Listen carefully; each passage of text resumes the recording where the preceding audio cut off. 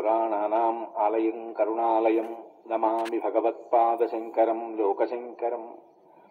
వాగర్థావివ సంపృక్తౌ వాగర్థ ప్రతిపత్తయే జగతః పితరౌ వందే పార్వతీ పరమేశ్వరౌ. నేను కట్టుకోలేదు ఇల్లు, అయ్యో ఈ కోటేశ్వరరావు ఎప్పుడూ వసతి గృహే వసతి గృహే వసతి గృహే అని సంకల్పం చెప్తున్నాడు రా. వీడికి స్వగృహే అని ఓ సంకల్పం చెప్పుకుని వీడిది నా సొంత ఇల్లు అన్న భావన పొంది వీడు సంతోషిస్తే, వీడు నా బిడ్డ కాబట్టి నాకు సంతోషంగా ఉంటుందని ఈశ్వరుడు నా చేత ఒక ఇల్లు కట్టించాడు. ఇప్పుడు ఆ ఇల్లు ఎవరిది? ఆయనది. ఆయన నా చేత కట్టించాడు, నేను ఆయన ఉపకరణాన్ని.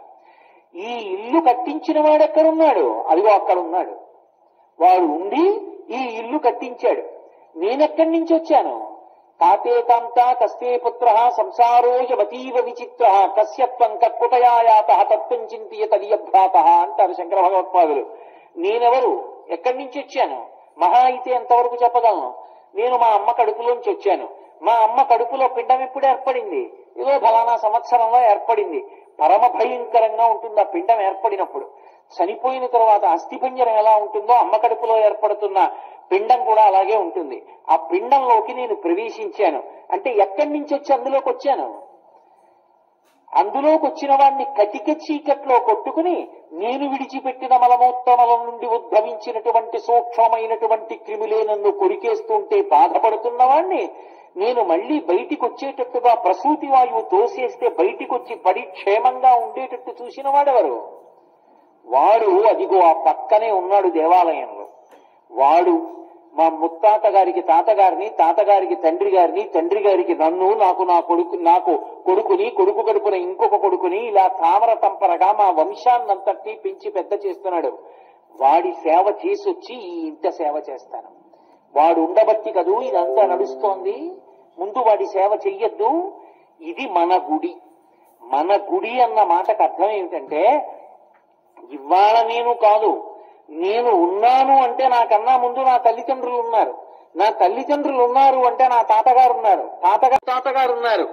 వీళ్ళందరినీ ఇలా పరంపరాగతంగా తీసుకొచ్చినటువంటి మహానుభావుడు ఒకడున్నాడు. వాడు మా గుడిలో ఉన్నాడు. అది మన గుడి. ముందు నా ఇంటికి కాదు నేను చెయ్యడం, మన గుడికి చేసుకుంటాను. అందుకని గుడికి సేవ చేస్తారు. గుడికి సేవ చేయడం అంటే నీ ఇంటికి ఏం చేస్తావో గుడికి అదే చెయ్యాలి. ఇంట్లో ఇల్లంతా శుభ్రంగా తుడుచుకుంటాం, గుడిలో కూడా అలాగే తుడుచుకోవాలి. మేము కాకినాడ పట్టణం నుంచి తీర్థయాత్రకు వెడుతుంటాం. ఎక్కడికైనా వెడితే మేము చేసే పని ఏమిటి అంటే, యాత్రకు వెళ్ళినప్పుడు తప్పకుండా సాధ్యమైనంత మటుకు ఏదో ఒక దేవాలయం దగ్గరికి వెళ్ళి ఆ దేవాలయం వాళ్ళని ప్రార్థన చేస్తాం. అయ్యా కాసేపు మేము రేపటి రోజున వచ్చి 1-2 గంటలు ఇక్కడ ఆలయానికి సేవ చేసుకోవచ్చా అని అడుగుతాం. చేసుకోండి అంటారు. ఒకప్పుడు కాశీపట్టణానికి వెళ్ళినప్పుడు కంచికామకోటి వారి దేవాలయాన్ని ప్రార్థన చేశాం, చెయ్యండి అన్నారు. అందరం ఉదయం 7 అయ్యేటప్పటికి దేవాలయానికి వెడతాం. వాళ్ళెవ్వరినీ ఏం అడగం. మేము పట్టుకెళ్ళినటువంటి బట్టల్లోనే ఓ కట్టుకుని విప్పేసినటువంటి పంచె ఒకటి తడిపి ఓ 10 ముక్కలు చేసుకుంటాం. అలా అందరం తలో పాతగుడ్డ, ఓ చీపురు కట్ట, ఓ బూజులు కర్ర, అందరం తలో 10 రూపాయలు వేసుకుంటే వస్తాయి. ఇప్పుడు ఇవన్నీ పట్టుకుని గుడికి వెడతాం. ఏదో 8 గంటలకి దేవాలయంలో మన గుడి ప్రారంభం అవుతుంది. అంటే 8 గంటలకు ఒకసారి దేవాలయం అంతా గంటలు మోగుతాయి. 8:05 దేవాలయాల తలుపులు మూసేస్తారు. ఎందుకని అంటే మనం దులిపిన దుమ్ము వెళ్లి స్వామి మీద పడకూడదు. వాడు ఉన్నాడన్న భావన కదూ చెయ్యాలి. అంతేకాని అది విగ్రహం అనుకుంటే ఇంకా దేవాలయం ఎక్కడవుతుంది? 8:05 తలుపులు మూస్తారు. ఇప్పుడు చీపురు కట్టలు పట్టుకుని తుడవగలిగిన వాడు తుడుస్తాడు. బూజులు కర్రలు పట్టుకుని గోడలు దులుపుతారు. పీతాంబరం పట్టుకుని వాహనాలన్నింటినీ కూడా తలతలా మెరిసేటట్టుగా తోమేస్తారు. అలాగే గోమయాన్ని తీసుకొచ్చి నీళ్లలో కలిపి కడగడం అయిపోయిన తర్వాత చిలికి ముగ్గులు పెట్టేస్తారు. చక్కగా దేవాలయానికి సంబంధించినటువంటి పాత్ర సామాను ఉంటుంది. ఏదో నైవేద్యం పెట్టే పళ్ళేలు, ఆ దీపపు సమ్మెలు, ఇలాంటివన్నీ తీసుకొచ్చి అక్కడ పడేస్తే ఓ కేజీ చింతపండు, 1/2 కిలో ఉప్పు కొనుక్కుంటే చాలు. అది దగ్గర పెట్టుకుని పాత్ర సామాన్ అంతా తోమేసి బోర్లించేస్తారు. బంగారంలా అయిపోతాయి. ఇప్పుడు ఈ సామాన్ అంతటినీ కూడా తర్వాత దేవాలయం వాడుకుంటుంది. మన గుడి కోసం ఏం చెయ్యాలని ఉండదు.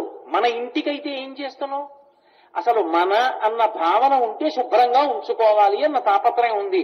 మన అన్న భావన గుడి పట్ల కూడా అన్వయం అయితే నేను చెయ్యాలి అన్న తాపత్రయం ఉంది.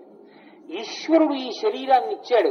ఈ శరీరంతో నువ్వు కొంత పుణ్యాన్ని సంపాదించుకోవాలి. ఈ శరీరంతో చెయ్యగలిగినటువంటి సేవ దేవాలయాన్నంతటినీ కూడా శుద్ధి చెయ్యాలి. చక్కగా దేవాలయాన్ని కడగడం, దేవాలయాన్ని తుడవడం, దేవాలయానికి ఇంకా వీలైతే నీకు వస్తే రంగులు వేయడం, ఏదో ఆ సామానంతా కూడా తోమడం, వాహనాలు తోమడం, ఇటువంటివన్నీ చేసి ఏదో ఒక నియతి కాలం, ఏదో 12 గంటలు అయ్యేటప్పటికీ పూర్తి చేసేస్తారు. నీకు ఇంకా ఖాళీ ఉంది, ఇంకా ఆర్తి ఉంది, ఒక అరగంట సేపు కూర్చుని దానికి మళ్ళీ ఎవరో తిరుమల తిరుపతి దేవస్థానం వారు రామకోటి పుస్తకాలు పంపిస్తేనే నేను రాస్తాననక్కర్లేదు. మన ఇంటి నుంచి ఒక కాగితం, ఒక కలం పట్టుకెళ్లి రామనామం రాయొచ్చు. ఒకప్పుడు గుంటూరు పట్టణంలో నేను సంపూర్ణ రామాయణ ప్రవచనాలు చేసే రోజుల్లో శ్రీరామనామం పిల్లలు రాస్తే బాగుంటుంది. పెద్దలు ఎప్పుడూ రాస్తూ ఉంటారు, కానీ రామనామం పిల్లలకి రావాలి. రాముడి నుండి ధర్మము ప్రసరించాలని పిల్లలందరూ కూడా రేపు ఒక గంట సేపు రామనామం రాస్తారు. ఉదయం 8 గంటలకి దేవాలయంలో గంటలు మోగుతాయి. గంటలు మోగిన తరువాత కూర్చుని రామనామం మొదలు పెడతారు. 9 గంటలకి రామనామం రాయడం పూర్తయిపోతుంది. మళ్లీ నీరాజనం ఇస్తారు. అప్పుడు ఆ వ్రాసిన కాగితాలు తీసుకొచ్చి డబ్బాలో పడేసి వెళ్లిపోవాలి అని చెప్పాను. నేను ఆశ్చర్యపోయింది ఎక్కడ అంటే 8 గంటల నుంచి 9 గంటల లోపల మహా వస్తే 500 మంది పిల్లలు వస్తారు రామనామం రాయడానికి అని. కానీ కొన్ని వేల మంది పిల్లలు వచ్చి దేవాలయానికి ముందు కొన్ని మైళ్ల దూరం బారులు తీరారు. బారులు తీరితే ఎలా ఒక బ్యాచ్లో రామనామం రాయించడం? 3 బ్యాచ్లో ఎంతో ఆలయంలో చోటున్న చోటల్లా కూర్చోండి మీ ఇష్టం అన్నాం. అందరూ కూర్చున్నారు. ఎంత క్రమశిక్షణ అంటే 8 గంటలకి గంటలు మోగి చిన్న చిన్న పిల్లలు కూడా ఎంత వ్రాయగలిగితే అంత రామనామం రాశారు. అంత రామనామం రాసి అంత రామనామం తీసుకొచ్చి ఓ డబ్బాలో వేశారు. కొన్ని కోట్ల రామనామం అయిపోయింది. ఎంతసేపట్లో? 2 గంటల్లో కొన్ని కోట్ల రామనామం అయింది. ఇప్పుడు ఆ రామనామాన్ని అంతటినీ ఏం చెయ్యాలి? గుంటూరు శారదా పరమేశ్వరి దేవాలయ ప్రాంగణంలోనే పెద్ద స్తూపం కట్టి ఈ రామనామం అంతా అందులో వేశారు. రామనామం శక్తి ఉత్తినే పోతుందా? ఇంతమంది వ్రాసిన రామనామం, ఆ రామనామ స్తూపం కొన్ని 100 సంవత్సరాల శక్తితో కాపాడుతుంది. ఎంత వృద్ధిలోకి వచ్చింది! అది పెట్టిన కొద్ది కాలానికే శృంగగిరి నుంచి భారతీ తీర్థ మహాస్వామి ఆ ఆలయానికి వచ్చి దగ్గర 15 రోజులు విడిచి చేశారు. రామనామం రామనామమే. నీకు ఖాళీ ఉంది, ఆ రోజున ఒక అరగంట సేపు అందరూ కూర్చుని రామనామం రాయండి. మన గుడి ఒక రోజు చేసే కార్యక్రమం కాదు. ఒక చెట్టు ఏర్పడడానికి ఒక విత్తనాన్ని ఎలా పెడతామో అలాగే మన గుడి అన్న కార్యక్రమాన్ని తిరుమల తిరుపతి దేవస్థానం పరిచయం చేయడం అనేటటువంటిది ఎందుకు పనికొస్తుంది అంటే తర్వాత అది అలా కొనసాగడం కోసం ప్రయత్నించాలి. ఇప్పుడు ఒకసారి అది మన గుడి, ఇక ఆ దేవాలయాన్ని ఏ కారణం చేత ఎవరూ కూడా మీరు ఇక్కడ కొంచెం తుడుస్తారా, ఆలయం శుభ్రంగా లేకుండా మీరు జాగ్రత్త పడతారా అని అడగవలసిన అవసరం ఉండదు. నేను ఈ మాట చెప్తున్నాను అని మీరు మరొకలా భావన చెయ్యవద్దు. నేను అతిశయంతో కాని గర్వంతో కాని లేదా ఇది నేను సాధించిన విజయం అని కాని ఏదో గొప్పతనం కోసం చెప్తున్నానని మీరు అనుకోవద్దు. మీకు సంతోషం కలగడానికి నేను ఒక్క విషయం ప్రతిపాదన చేస్తున్నాను. మా కాకినాడ పట్టణంలో అయ్యప్ప స్వామి దేవాలయం ఉంది. అయ్యప్ప స్వామి దేవాలయం చుట్టూ ఉన్న మొక్కలన్నీ కూడా 2 గజాల లోతు మట్టి కష్టపడి తవ్వుకుని భజనలు వేసుకుని భజనలు వినపడుతుండగా ఆడ మగ అందరం కలిసి ఉప్పరి వాళ్ళు పెద్ద పెద్ద తట్టలు మోసినట్టుగా మట్టి తట్టలు ఒకళ్ళకొకళ్ళం అందించుకుంటూ భగవన్నామని చెప్పుకుంటూ పెద్ద పెద్ద గాతలు తీసి అందులో గోశాలలో ఉన్నటువంటి పెంటమన్ను తెచ్చి పోసుకుని మొక్కలు వేశాం. మొక్కలు వేస్తే వెంటనే అందులోంచి 4 అన్నారు, ఇవాళ మొక్కలు వేశాం, ఈ మొక్కలు బ్రతకడం ఎలా? ప్రతిరోజు సాయంకాలం మేము వచ్చి మొక్కలకి నీళ్లు పోస్తాం. ఎవరు అనలేదు, మన గుడి అంతే, మన ఇల్లు. ప్రతిరోజు సాయంకాలం ఇప్పటికీ కాకినాడ పట్టణంలో ఒక ప్రసిద్ధమైనటువంటి కళాశాలలో అధ్యాపకురాలు ఆవిడ, కొన్ని వేల జీతగత్తే. ఆవిడ ప్రతిరోజు వచ్చి మొక్కలన్నిటికీ నీళ్లు పోస్తారు. అలా దేవాలయానికి పెద్ద తడిక కట్టుకున్నాం. ఏదైనా ఉత్సవం జరుగుతుంది, ముందు అందరం కలిసి ఉదయం 8 అయ్యేటప్పటికి దేవాలయానికి వెడతాం. ఏదో అందరం కలిపి అందులో 20 రూపాయలు, 30 రూపాయలు, 50 రూపాయలు తోచింది వేస్తాం ఓ డబ్బాలో. దాంట్లోనే ఆ బూజులు దులిపే కర్రలు, చీపురు కట్టలు, పీతాంబరం అన్నీ కొని తీసుకొస్తారు, అక్కడ పెడతారు. తేలికగా జరిగే ఏ ఉప్మా లాంటివో వండుకుంటాం. వండుకుని అందరం కడుపు నిండా తిరిగి కాస్త మజ్జిగి తాగి తలపాగాలు కట్టుకుని అందరం పనికి బయలుదేరినట్టు బయలుదేరతాం. తలకో గుడి విభాగం చేసుకుంటాం. అందరం తలో గుడి మొదలు పెడతాం. మొదలు పెట్టి ఒక 2 గంటలు అసలు చూడాలి. అదొక పెద్ద పండగే. ఎంత సంతోషమో! కదలలేని వృద్ధులు కూడా వచ్చేస్తారు. వచ్చేసి చక్క స్టూల్ వేసి కూర్చుని దేవాలయం సామానంతా తోనేస్తారు. కొంచెం ఓపికన్న వాళ్ళు గుడంతా తుడిచేస్తారు. కొంతమంది బూజుల కర్రలు పెట్టి దులిపేస్తారు. కొంతమంది వాహనాలు కడిగేస్తారు. నేను మీతో నిజం చెప్తున్నాను, మన గుడి మధ్యాహ్నం 12:30కో అయిపోతుంది. దేవాలయం నూతి దగ్గర అందరం స్నానం చేసేస్తాం. సహపంక్తి భోజనం చేస్తాం. పెద్ద షడ్రసోపేతమైంది కాదు, ఒక కూర, ఒక పులుసు, పెరుగు, అంతే. అందరం కూర్చుని అందరం కలిపి వడ్డించుకుని మాలో మేమే ఒక తల్లిదండ్రుల బిడ్డల్లా సంతోషంగా భోజనం చేస్తాం. మీరు నమ్మండి, ఆ తరువాత దేవాలయంలో ఉత్సవాలు మొదలవుతాయి. మొదలైనప్పుడు ఎక్కడైనా కాస్త బూజు కనపడింది అనుకోండి, మళ్ళీ మన గుడి తేదీ తిరుపతి దేవస్థానాలు ప్రకటించేదాకా ఆగరు. మన గుడి బూజు పట్టింది, గబగబా వెళ్లి బూజుల కర్ర తెచ్చి దులిపేస్తాడు. ఎవరు? చిన్న చిన్న పిల్లలు. మన గుడి ఎవరో కొబ్బరికాయ కొట్టి పీచు పక్కన పారేస్తాడు. ఏమంటే పీచు ఇక్కడ పడేయకండి అనడు. పిల్లవాడు వెళ్ళి ఆ పీచు తీసి ఎక్కడ పడేయాలో అక్కడ పడేస్తాడు. అద్దం ఎలా ఉంటుందో దేవాలయం అలా ఉంటుంది. కారణం అది ఏదో ఒకరోజు చేసే కార్యక్రమంగా చేయడం కాదు. మన గుడిలో మానసిక భావం ఉన్నది. నా గుడి మాకు చెందినది, మేము రక్షించుకోవాలి, మేము కాపాడుకోవాలి. అక్కడి నుంచి మాకు రక్షణ ప్రసరిస్తోంది. అటువంటి గుడి మన గుడి కాబట్టి మేమందరం దానికి భాగస్వాములం. అందుకే ఇంటి నుంచి ఎవరో ఒకరు రారు, ఇంట్లో ఉన్న వాళ్ళు అందరూ వచ్చేస్తారు. మీకు నేను పరమసత్యం చెప్తున్నాను.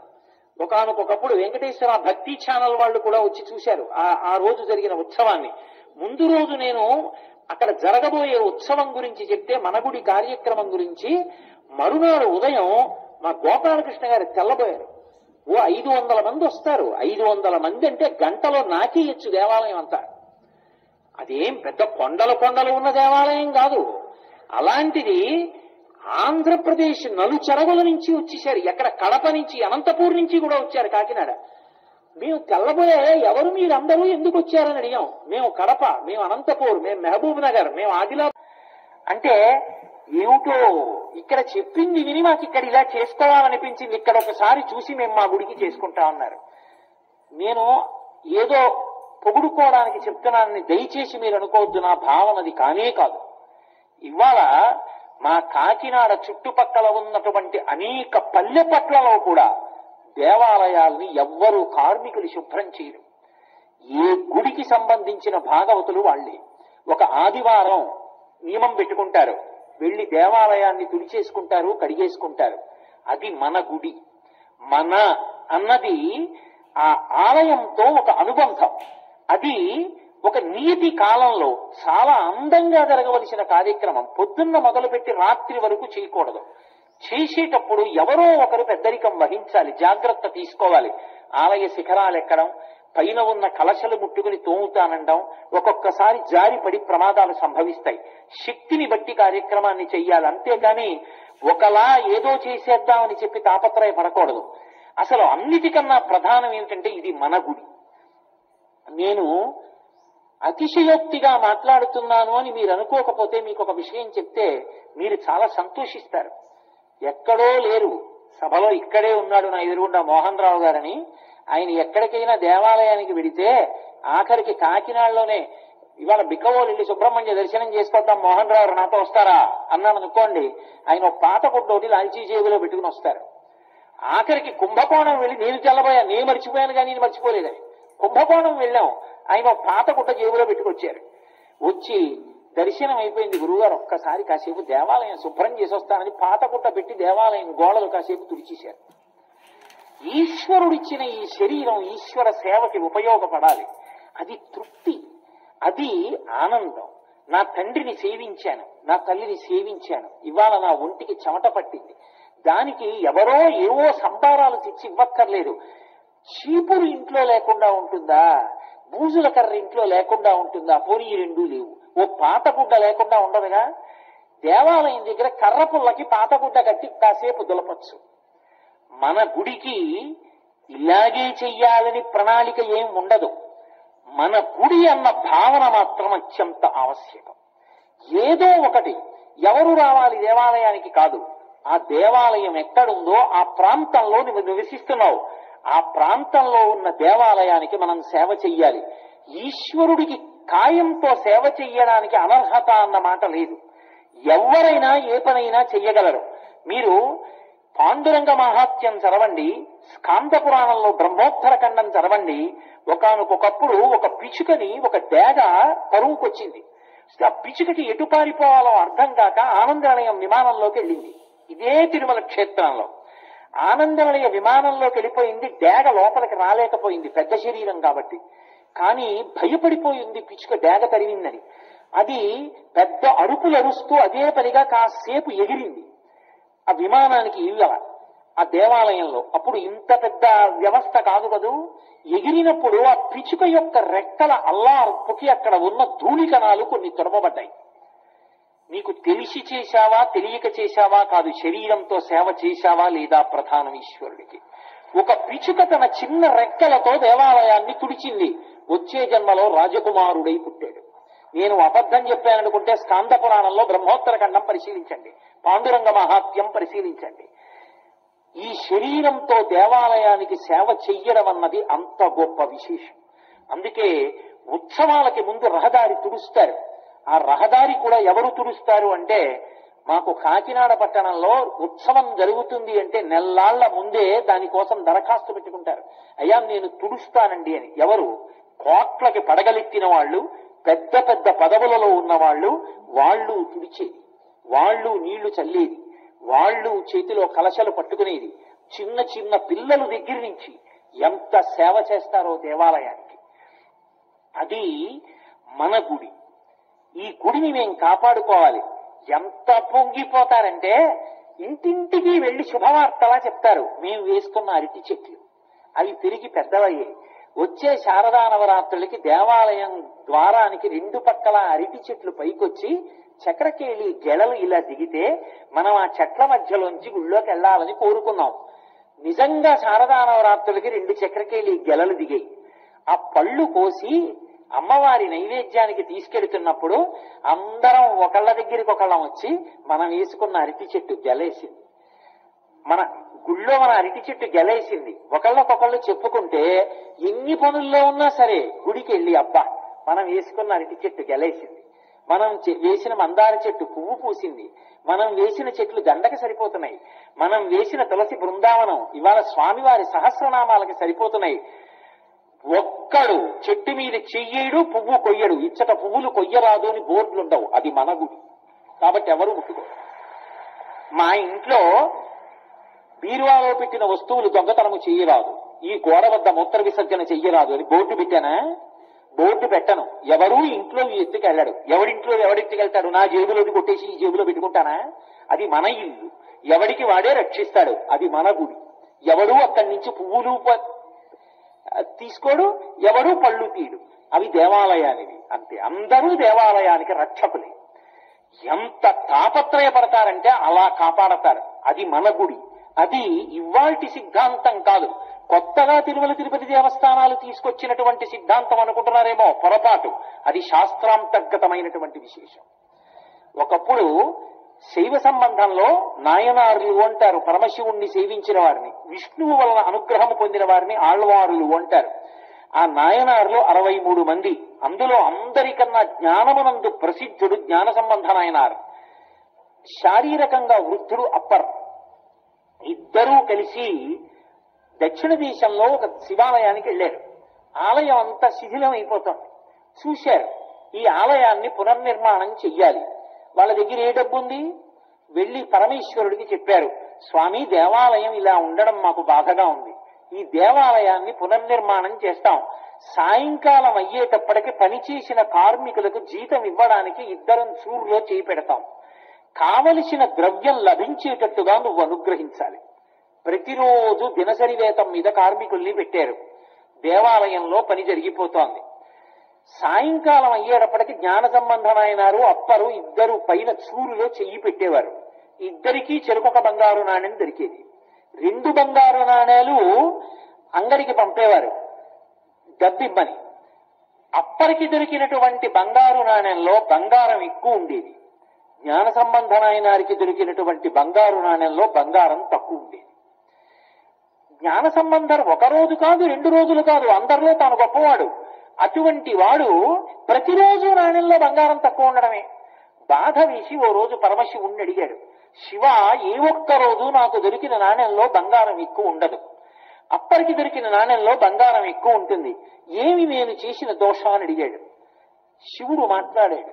ఆయన అన్నాడు, నువ్వు మహాజ్ఞానము కలిగిన వాడివి, నిస్సందేహం. సరస్వతి నీ నాలుక మీద తాండవం చేస్తుంది. కానీ ఎక్కడికి వెళ్ళినా నువ్వు ప్రజలకి ప్రవచనం చేస్తావు, పత్రికాలు పాడతావు, భజన చేస్తావు. కానీ అప్పర్ అలా కాదు. ఏదో ఒక సమయం ఖాళీ చూసుకుని దేవాలయాన్ని కాసేపు తుడుస్తాడు. ఎక్కడైనా ముళ్ళ మొక్కలుంటే తానే పీకేస్తాడు. ఏదైనా గుడికి అవసరం ఏముందో 1000 కళ్ళతో చూసి ఎక్కడో అక్కడ కనీసం తుడిచైనా వెళ్ళిపోతాడు. ఆయన ప్రతిరోజు కాయిక కైంకర్యం చేస్తాడు. నువ్వు చెయ్యవు. నీ యందు ఈ దోషం ఉంది, నీ శరీరాన్ని వాడవు. అందుకే నీకు దొరికే నాణ్యంలో బంగారు శాతం తక్కువ. అప్పర్ చేస్తాడు, అందుకే ఆయనకి దొరికేటటువంటి నాణ్యంలో బంగారు శాతం ఎక్కువ అన్నాడు. మన గుడి ఎవరి కోసమో పెట్టినటువంటి కార్యక్రమం కాదు. మళ్ళీ ఆ పురాతనమైనటువంటి సిద్ధాంతాన్ని ప్రజల్లోకి తీసుకొచ్చి ఇది మన గుడి అన్న భావన పెంపొందింప చేయడానికి, మానసికంగా ఆ అనుబంధాన్ని పొందడానికి ఏర్పాటు చేయబడినటువంటి కార్యక్రమం. అటువంటి కార్యక్రమం అయినప్పుడు మనకి మనంగా ఓ క్రమశిక్షణ పెట్టుకోవాలి. ఏదో ఒక సమయం, రేపటి రోజున కార్తీక పౌర్ణమి, అద్భుతమైనటువంటి రోజు. అంత పరమాద్భుతమైనటువంటి రోజున మేము ఆ రోజు ఉదయం 8 గంటలకి దేవాలయానికి వెడతాం. తలుపులు వేయడం కుదరదు. రేపటి రోజున అసంఖ్యాకంగా భక్తులు దర్శనానికి వస్తారు. అందుకే పైన ఉన్నటువంటి గోడలన్నీ కూడా తుడుస్తాం. దేవాలయం అంతటా కూడా దీపాలు వెలిగిస్తాం. వెలిగించేటప్పుడు నేను దీపం పెట్టేశానా లేదా అన్నది కాదు కారణం. దీపం పెట్టింది వేరొకరి ప్రమాదానికి కారణం కాకుండా పెడుతున్నానా లేదా అన్నది ప్రధానమైనటువంటి అంశం. అలా దీపం పెడుతున్నానా లేదా. సాయంకాలం అయింది, చక్కగా అందరూ వెళ్లి భజన చేయడం. ప్రదోష వేళ అయ్యేటప్పటికి దేదీప్యమానంగా ఆంధ్రదేశం అంతా కూడా ఎటు చూసినా దీపాలే. ఏదో విమానంలో రాత్రి ఏ ముంబై మహానగరంలోనో దిగుతుంటే 1,000,000 దీపాలు కనపడతాయి. అలా రేపటి రోజున ఏ విమానంలోంచో గగనతలంలోంచి చూస్తే ఏది హైదరాబాదో, ఏది తిరుపతో, ఏది కాకినాడో, ఏది పల్లెపట్టో తెలియకూడదు. ఆంధ్రదేశం అంతా దీపాలమయమైపోవాలి. మనుష్య జన్మని తరింప చేసుకుని ఆ చెప్పవలసిన శ్లోకాన్ని చెప్పి, కీటాపతంగాహమశకాశ్చ వృక్షాః జలే స్థలే ఏ నివసంతి జీవాః దృష్ట్వా ప్రదీపం నచ జన్మభాగినః భవంతి త్వం శపచాహి విప్రాః. నిన్నటి రోజున నేను ఆ శ్లోకం గురించి చెప్తే ఉత్సాహవంతులైన కొంతమంది ముందుకొచ్చి రాత్రికి రాత్రి ముద్రణ చేసి కొన్ని 1000 ప్రతులు సిద్ధం చేసి ఇవాళ మీకు అందరికీ అందించారు. అది మన గుడి, ఇది మన గుడి, మనం చేసుకుందాం. అంతేకాని అన్నీ ఎవరో చెయ్యాలని కోరకూడదు. మన గుడి అంటే మనం చేసుకోవాలి. చక్కగా శ్లోకం చదివి అందరం దీపాలు పెట్టాలి. అన్ని గ్రామాలలో, అన్ని పట్టణాలలో, అన్ని నగరాలలో దేవాలయాలుంటాయి. దేవాలయం లేనటువంటి ప్రాంగణాలు ఉండవు, ఊళ్ళు ఉండవు. దేవాలయం లేకపోతే మఠ ప్రాంగణాన్ని శుభ్రం చెయ్యొచ్చు. కాబట్టి అలా రేపటి రోజున మన గుడి కార్యక్రమంలో మనం అందరం పాల్గొని దిగ్విజయవంతం చేద్దాం. ఇవన్నీ మీకు చెప్పి నేను చెయ్యను అనుకుంటున్నారేమో. మీకు ఎక్కడో అక్కడ రేపటి రోజున తిరుపతిలో ఏదో ఒక దేవాలయంలో నేను కనపడతాను. నేను కూడా ఓ బట్ట పట్టుకొచ్చి గుడి తుడుచుకుంటూ, ఒకరి కోసం కాదు. నేను తుడుస్తున్నప్పుడు టీవీ కెమెరాలు నన్ను కవర్ చేస్తున్నాయా లేదా అన్న ఆర్తితో, కీర్తి కండూతితో కాదు. మనుష్య జన్మ నాకు పరమేశ్వరుడిచ్చి శరీరం ఇచ్చినందుకు ఆయనకి కృతజ్ఞతావిష్కారంగా గుడిని తుడుచుకుంటాను. నేనేమి కోట్ల మంది రేపటి రోజున మనగుడి కార్యక్రమంలో దేవాలయాల్ని శుద్ధి చేసుకుంటారు. తమంత తాముగా తాము చెయ్యగలిగినటువంటి సేవ చేసుకుంటారు. అందున తిరుపతి పట్టణంలో రేపటి రోజున మహోత్సవం. ఎందువల్ల అంటే పరమాద్భుతమైనటువంటి విశేషం ఒకటి ఆంధ్రదేశం మొత్తం మీద. ఆంధ్రదేశమేమి, నాకు తెలిసినంత వరకు, నేను పురాణాలు చదివినంత వరకు, నాకు జ్ఞానము ప్రసరించినంత వరకు ఏ పట్టణానికి లేనటువంటి మహాద్భుతమైనటువంటి పుణ్యము రేపు ఒక్క తిరుపతి పట్టణానికే పట్టుకుంటుంది. ఎందుకు పట్టుకుంటుందంటారేమో, తీర్థము అని మనకి వేదంలో ఒక మాట ఉంది. తీర్థము అన్న మాట గురించి వేదం వ్యాఖ్యానం చేసింది. ఒకప్పుడు అంగిరసాది మహర్షులు యజ్ఞయాగాది క్రతువులు చేశారు నదీ తీరంలో. చేసి వారు అంత తేలికైనటువంటి విషయం ఏం కాదు. అటువంటి యజ్ఞం చేసిన ఫలితం పొందాలి అంటే తేలిక మార్గం ఏది అంటే తీర్థస్నానం చేయడమే. అందుకే దైవ దర్శన యాత్ర చేసొచ్చామండి అనరు, తీర్థయాత్ర చేసొచ్చామండి అంటారు. తీర్థము ప్రతి యాత్రా స్థలంలో ఉంటుంది. అటువంటి తీర్థమునందు గురుకులు ఎడతారు, అందులో స్నానం చేస్తారు. తిరుపతి పట్టణానికి ఉన్నటువంటి భాగ్యం ఏమిటి అంటే, ఒకానొకప్పుడు కపిల మహర్షి పాతాళలోకంలో శివలింగాన్ని ఆరాధన చేశారు. ఆ శివలింగం అకస్మాత్తుగా లోకానుగ్రహం కొరకని తనంత తానుగా పెరిగిపోవడం మొదలుపెట్టింది. శివలింగం పెరిగిపోతోంది ఊర్ధ్వముఖంగానని కపిల మహర్షి దానితో పాటు బయలుదేరారు. అది భూమిని భేదించింది, భేదించి పైకొచ్చేసింది. ఆ పైకొచ్చినటువంటి లింగమే అదిగో కపిల తీర్థము అని ఇవాళ మనం ఏ క్షేత్రాన్ని పిలుస్తున్నామో అక్కడ భూమిని భేదించుకుని పైకొచ్చింది. పైకొచ్చి ఆ లింగం ఇంకా పెరుగుతోంది. అందుకే 3 రంగులలో ఉంటుంది ఆ లింగం. అది పెరుగుతున్నప్పుడు కామధేనువు పరిగెత్తుకొచ్చింది. ఈ లింగం జ్యోతిర్లింగం ఎలా ఆవిర్భవించిందో అలా పెరుగుతోంది.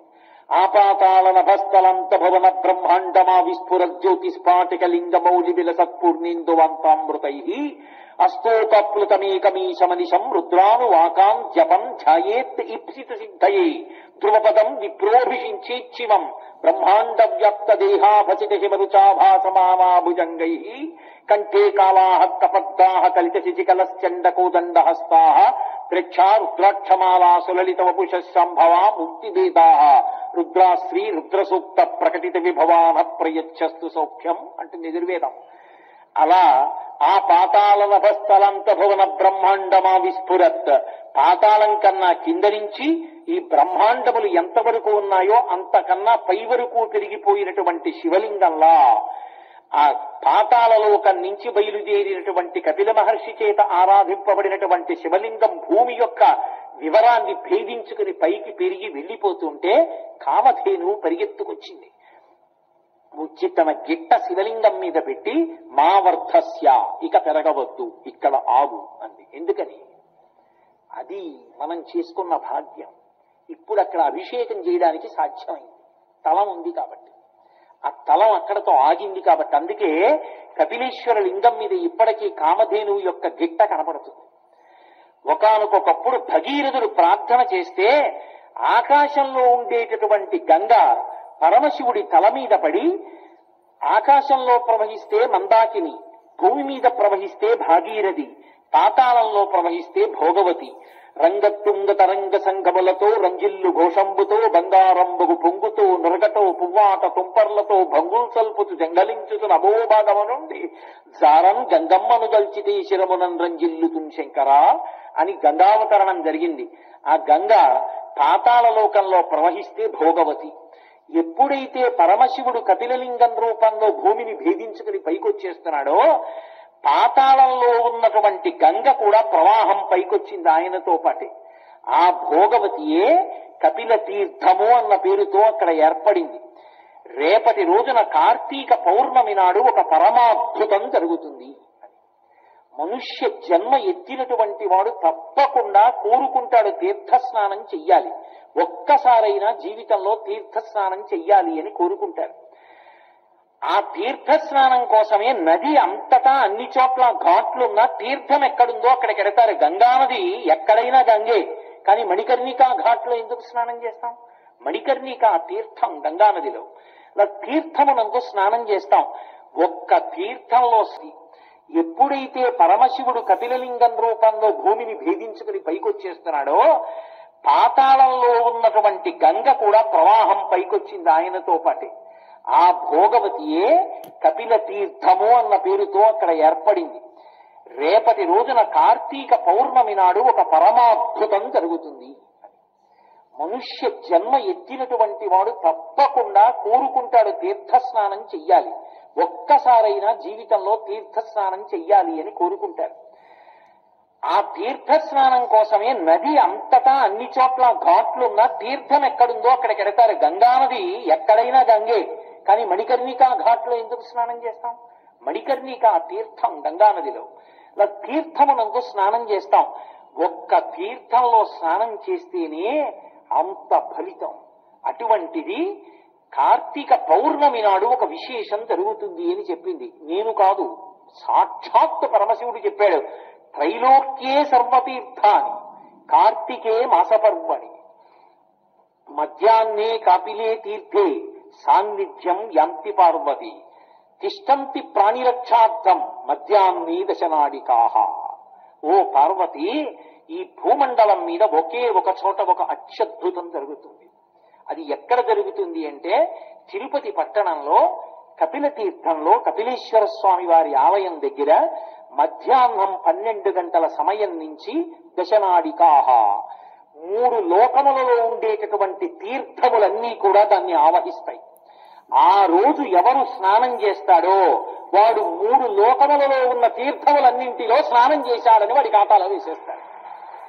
అంటే కార్తీక మాసంలో వచ్చేటటువంటి పౌర్ణమి తిథి ఎంత గొప్పది తీర్థస్నానానికి తిరుపతి క్షేత్రంలో మీరు ఆలోచించండి. ఇది అందరికీ లభ్యమయ్యే అవకాశమా? తిరుపతిలో ఉంటే. అందుకే నాకు తెలిసి కాకినాడ పట్టణం నుంచే చాలా మంది బయలుదేరి వచ్చేసారు రేపు స్నానం కోసమని. అంటే ఆ స్నాన వైభవం తెలిస్తే రేపటి రోజున కార్తీక మాసంలో అంత గొప్ప నైమిత్తిక తిథి. అందున కపిల తీర్థానికి ఒక ప్రత్యేక శక్తి. పితృకార్యం చెయ్యకపోవడం కన్నా అన్యాయమైన విషయం లోకంలో ఇంకోటి లేదు. అటువంటిది పితృకార్యం చెయ్యడం చాలా కాలం మానేసిన వాడు కూడా కపిల తీర్థంలో తద్దినం పెడితే ఆ చెయ్యనటువంటి దోషం పోతుంది. పితృదేవతలకి పరమపావనమైనటువంటి క్షేత్రము కపిల తీర్థము, దేవతలకు పరమపావనమైనటువంటిది కపిల తీర్థము. వెంకటేశ్వర స్వామి వారు పద్మావతి కళ్యాణానికి తన తల్లిగారిని గోకులమాతని పంపిస్తూ గుర్రం మీద, అమ్మా నువ్వు ఇక్కడి నుంచి బయలుదేరినప్పుడు నరసింహ గుహ ఎదురుగుండా ఉంది, ఇప్పుడు దాన్ని ఇనప గేట్లు వేసి మూసేశారు. ఆ నరసింహ గుహలోంచి బయటికి వెడితే అక్కడ శివలింగం ఉంది, పాత ఆ కపిలలింగం. కపిలలింగానికి అభిషేకం చేసి వెళ్ళమ్మా కోరిక తీరుతుంది అని చెప్పాడు. అంత గొప్ప స్వామి. ఆ పైన శేషాచలం నుంచి పడుతున్నటువంటి జలపాతం, పైన వెంకటాచల ప్రభు మహానుభావుడు, గొప్ప అనుగ్రహం. అందుకే వెంకటాద్రి సమంస్థానం బ్రహ్మాండే నాస్తికించన వెంకటేశ సమోదేవో నభూతో నభవిష్యతి. వెంకటేశ్వరుడితో సమానమైనటువంటి దైవము ఇక పూర్వము కాని ఇక పైన కాని ఉండరు, లేరు. ఎందుచేత అంటే ఈశ్వరుడు ఎన్నో అవతారాలు స్వీకరించాడు. వేదోద్ధారణ వందనాభరణ వృద్ధి ధర్మ నిర్మాణ ప్రహ్లాద త్రాణ బలి ప్రతారణ రూపాహంకార నిర్వాపన వైదేహీ రమణ ధనంజయ జగ వ్యాపార పారీణ క్షోణీ దివ్య కరుణా తమోహరణ తండ్రి వెంకటేశ ప్రభో అని ఇన్ని అవతారాలు స్వీకరించిన ప్రతి అవతారంలో ఏవో మత్స్యకూర్మాది అవతారములు పక్కన పెడితే రాక్షస సంహారాన్ని ధాటిగా చేశాడు ధర్మాన్ని నిలబెట్టడం కోసం. గోపరాజు గారు అంటాడు, బండన భీముడత్త జన బంధవుడు జ్వల బాణతో నకో దండకల ప్రచండ భుజ తండవ కీర్తికి రామమూర్తికి రెండవ సాటి దైవమిక లేడనుచున్ గడకట్టి భేరికా దండ దండ దండ నినదంబుల జండము నిండమత్త వేదండము నెక్కి చాటదను దశరథి కరుణాపయోనిధి అంటాడు. యుద్ధం వచ్చిందా రామచంద్రమూర్తి యొక్క 2 భుజములు తాండవం చేస్తాయి. ఎప్పుడు ధనస్సు పట్టుకుంటాడో, ఎప్పుడు బాణం అక్షయ బాణ తూనీరంలోంచి తీస్తాడో, ఎప్పుడు వింటినారికి తొడుగుతాడో, ఎప్పుడు ఆకర్ణాంతం సారిస్తాడో, ఎప్పుడు విడిచిపెడతాడో తెలియదు. 14,000 మంది రాక్షసుల్ని 1 గంట 48 నిమిషాల్లో చంపాడు. అంతటి విలుపాడు. అసలు శూర్పణఖ ఆయన భుజ తాండవం చూసి మోహించి ఇదేమి బాణాలు విడిచిపెట్టడం రా, ఎదురుగుండా వాడు పడిపోవడం కనపడుతుంది, బాణం తీరం సంధించడం విడిచిపెట్టడం కనపడదు. ఆ భుజములు తాండవం చేస్తాయి. అందుకే రామదాసు గారు అంటాడు, నేను 4 వీధుల కూడలిలో ఒక పెద్ద భేరీని కట్టి భద్రగజాన్ని ఎక్కి వచ్చి దాండ నిడదంబుల జాండము నిండా ఈ బ్రహ్మాండం అంతా వినపడేటట్టుగా ఢామ్ ఢామ్ ఢామ్ అని కొట్టి యుద్ధం వస్తే రామచంద్రమూర్తి లాంటి భుజపరాక్రమమున్న వీరుడు ఇంకొకడు లేడని సాటించి చెప్తానంటాడు. అంతటి కోదండ విద్యాపారంగతుడైనటువంటి వాడు రామచంద్రమూర్తి. అంత రాక్షస స్మృతి స్మృతి పురాణానాం ఆలయం కరుణాలయం నమామి భగవత్పాదశంకరం లోకశంకరం. వాగర్థావివ సంపృక్తౌ వాగర్థ ప్రతిపత్తయే జగత పితరౌ వందే పార్వతీ పరమేశ్వరౌ. ఇవాళ కలియుగంలో రాక్షస సంహారం చెయ్యాలి అంటే రాక్షసులకు వేరు ఉపాధి లేదు. వారు మనుష్యుల యొక్క మనస్సులలోనే ఉంటారు. మనుష్యుల మనస్సులలో ఉన్న రాక్షసుల్ని సంహరించాలంటే మనిషిని సంహరించాలి. ఎన్ని కోట్ల మందిని చంపుతారు. అందుకే రాక్షసుల్ని సంహరించడం కాదు, పాపాల్ని తాను తీసేసి ఒరే పాపం చేయకరా అని మనకి బుద్ధి గడుపుతాడు మహానుభావుడు. కారుణ్యమూర్తి అయి నిలబడ్డాడు.